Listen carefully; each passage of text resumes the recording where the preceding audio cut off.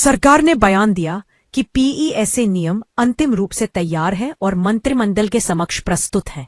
मंत्रिमंडल की बैठक आज निर्धारित है।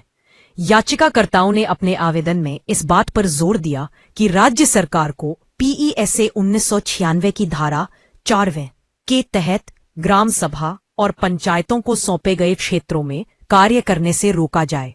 माननीय न्यायालय राज्य सरकार की दलीलों से संतुष्ट नहीं हुआ और उसने पंचायती राज सचिव को निर्देश दिया कि वे पुनः पुष्टि करें और स्पष्ट करें कि क्या मसौदा नियम मंत्रिमंडल के एजेंडे का हिस्सा है।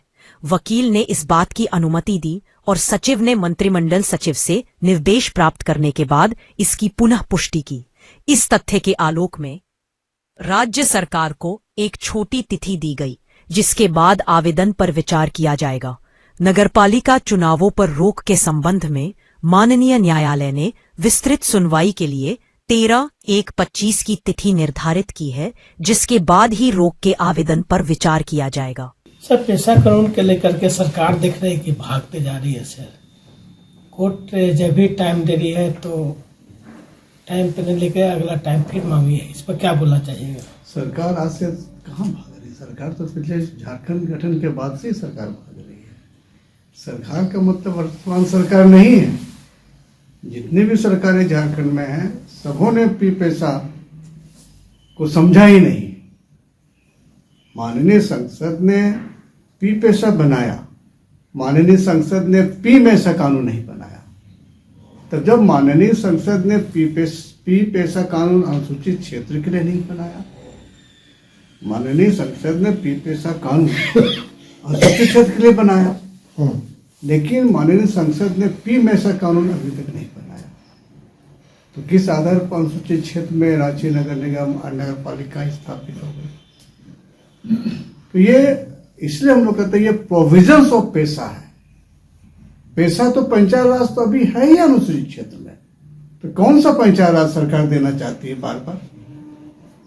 क्या आदिवासी अपने लिए बने सुरक्षा कानून को लागू कराने के लिए कोर्ट के शरण में जाएगा और सरकार राज्य का खाना खजाना से वकीलों को पेमेंट करते रहेगी कानून को खत्म करने के लिए?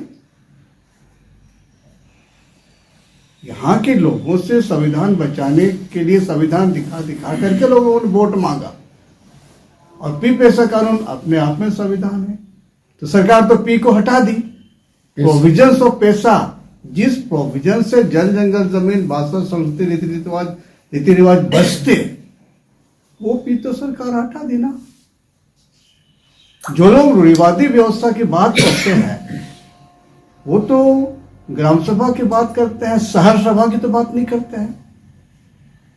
शहर सभा में नगर निगम होगा या नहीं, नगर परिषद नगर पंचायत होगा या नहीं, इस पर तो खामोश है लोग।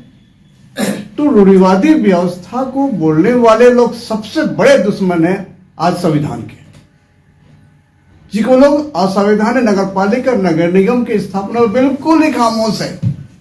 ग्राम सभा बोलते हैं, शहर सभा क्यों खामोश रहते हैं? शहर सभा के मामले में आज के सुनवाई में झारखंड सरकार के पंचायत विभाग ने माननीय कोर्ट को यह बताया।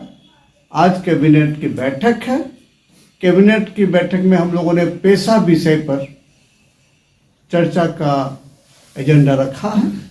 तो माननीय कोर्ट ने ठीक है, जब आप आज के कैबिनेट की मीटिंग में पैसा नियमावली पर चर्चा का विषय रखा है तो आपको एक और मौका दिया जाता है।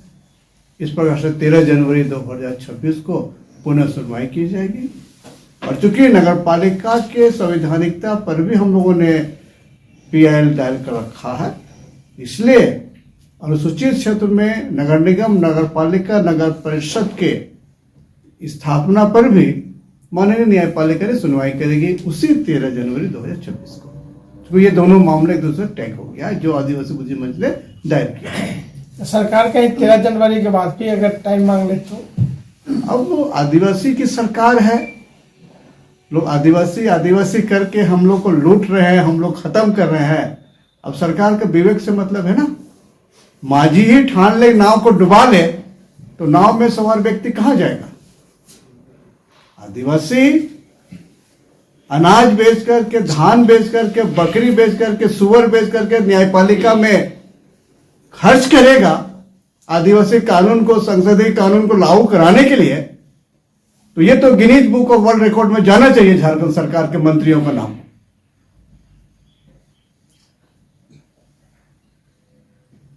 सरकार को गठन हुए कितने साल हो गए, अभी तक इन लोगों को प्रोविजन समझ में नहीं आता है।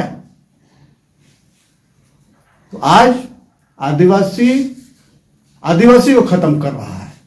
बड़ी मछली छोटी मछली को खा जाती है, और ये लड़ाई शहरी आदिवासी और गांव के आदिवासी के बीच की लड़ाई है। शहरी आदिवासी जो हम गांव के लोगों के अधिकार को खा रहे हैं, हमारे विकास की राशियों का बंदरबाट कर रहे हैं, हमारे खनिज संपदाओं को बेच रहे हैं, हमारी नौकरियों को छीन रहे हैं। और यह आज सबसे बड़ा बाधक है इलिट क्लास, आदिवासी वर्ग में जो वैसे लोग जो अधिकारी बने हुए हैं, एमएलए एमपी मंत्री बने हुए हैं, वही लोग आज पी पैसा कानून के सबसे बड़े विरोधी हैं। ग्रामीण समाज को यह बात को समझना होगा। पी पैसा की धारा 5 स्पष्ट कहती है कि जिस दिन इस नियमावली पर माननीय राष्ट्रपति जी की सहमति होती है, उसके 1 साल के अंदर ही इसके प्रावधानों पर आप फेरबदल ला सकते हो। 1 साल के बाद कदापि नहीं। आज 29 साल हो गए हैं, आप नियमावली बना रहे हैं। नियमावली बनाने की जरूरत नहीं है, आपको संचालन नियमावली बनाना है, निर्वाचन नियमावली बनाना है। किस तरह से यहां पर जिले के स्तर पर स्वायत्त परिषद और निचले स्तर पर ग्राम सभा चलेंगे, और इस ग्राम सभा में स्वायत्त जिला परिषद में आदिवासी मूलवासी दोनों वर्गों का प्रतिनिधित्व होगा। राज्य सरकार पंचायत राज व्यवस्था को फिर से ला करके समाज में एक विवेक पैदा करना चाहती है, और यहां आदिवासी मूलवासियों को लड़ाने का काम करती है, इनके संसाधनों को लूटने का प्रयास करती रही है, ताकि आदिवासी मूलवासियों को पलायन दूसरे राज्य में होते रहे और यहाँ के युवा वर्ग दाई नौकरानी नौकर बन करके जीवन बिताता रहे। सर, देख रहे हैं कि जिस तरह से पी पैसा के लेकर का मुखर होकर बात अपनी रख रहे हैं सर, तो आज कुछ ग्रामीण लोग भी आए हुए हैं आपके पास और कुछ लोग बैठ के चर्चा कर रहे हैं। क्या ग्रामीणों का क्या चर्चा है? ये ग्रामीण हमारे 16 अनुसूचित क्षेत्रों के प्रतिनिधि हैं।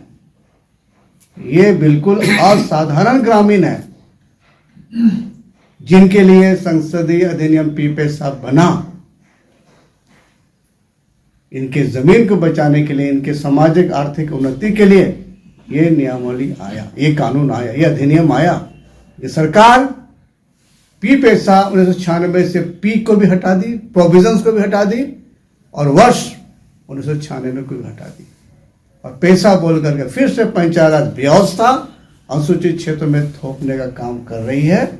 सरकार अभी भी ग्रामीणों की ताकत को, ग्रामीणों के संवैधानिक पहचान को, संवैधानिक शक्तियों को नकार रही है। आने वाले समय ग्रामीण स्वयं निर्णय लेंगे किस तरह से इस बात को सरकार को मनवाएगी, ग्रामीण पर छोड़ दें।